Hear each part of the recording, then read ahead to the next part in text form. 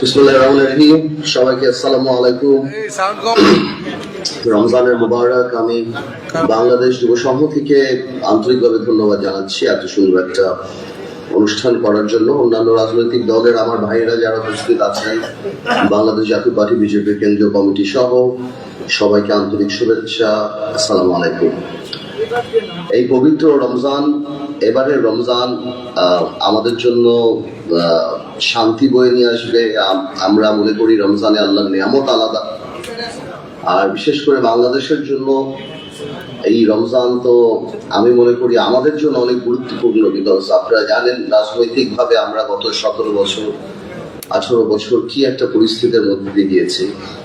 আমাদের আল্লাহ তাআলা ছাড়া এখান থেকে আমাদের উদ্ধার করার কোনো উপায় ছিল না। আমরা মনে করি গত ফ্যাসিস্ট সরকার গত 15 বছরে যা করেছেন, অহংকার যা দেখিয়েছেন, যেইভাবে দেশের মানুষের ইচ্ছা থেকে আরম্ভ করে সাধারণ মানুষের জানমাল নিরাপত্তা দিতে ব্যর্থ, এবং ওনারা উপলব্ধি করতে ব্যর্থ হয়েছিলেন যে আল্লাহর ক্ষমতাটা, এই যে ক্ষমতাটা এটা একটা দায়িত্ব, এটা কোনো ক্ষমতা না।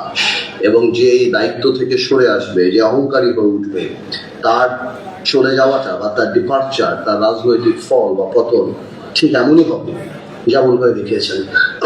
আমাদের এখান থেকে শিক্ষা নিতে হবে। কত ভাই আমাদের শহীদ হয়েছেন, কত ভাই আমাদের আহত হয়েছেন, আমাদের সবসময় সেটাও স্মরণ রাখতে হবে যে আমাদের এই জুলাই আগস্ট গণঅভ্যুত্থানে আমাদের যে হাজার হাজার ভাইয়েরা, বোনেরা, শিশুরা, সাধারণ মানুষরা, তারা যে আত্মত্যাগ দিয়েছে, সেই আত্মত্যাগ যেন কোনোভাবে ছোট না হয়। সবচেয়ে বড় কথা, এই রমজান জানি আমাদেরকে ধৈর্য বাড়ায়। এই রমজানের সবচেয়ে বড় জিনিস হলো এই কম্প্যাশন, ধৈর্য, আমাদের ডাউন টু আর্থ, মানে একদম সাবমিসিভ থাকা, ক্ল্যারিটি, এই সব জিনিসগুলি জানি আল্লাহ তাআলা আমাদেরকে দেয়। এবং সবচেয়ে বড় কথা, আমি যেটা সবসময় বলি, যে বড় নেতা হওয়ার চেয়ে বড় মুসলমান হওয়া অনেক বেশি ইম্পর্টেন্ট। আপনারা সবাই রাজনীতি করেন, আমাদের প্রধান কাজ হলো মানুষের পাশে দাঁড়ানো, মানুষের জন্য কাজ করা। আল্লাহ জানি এই রমজানে আমাদেরকে ভালো মানুষ হওয়ার তৌফিক দান করেন, যাতে করে আমরা এই ভালো মানুষ হওয়ার প্রতিযোগিতা যেটা, সেখানে জানি আমরা এগিয়ে থাকি। আমি সকল শহীদদের উপরে সম্মান জানাচ্ছি, আমি আপনাদেরকে ধন্যবাদ জানাচ্ছি, এবং আমি আন্তরিকভাবে চাই যাতে আমরা সবাই দোয়া করি যাতে আল্লাহ তাআলা আমাদের দেশের উপরে শান্তি বর্ষিত করুক এবং আমাদেরকে সবাইকে ধৈর্য দিক এবং সেই যোগ্যতা দেয়, যাতে করে এই জনগণের যে আমানত, যে দায়িত্ব, সেটা যেন কোনোভাবে খেয়াল না হয়।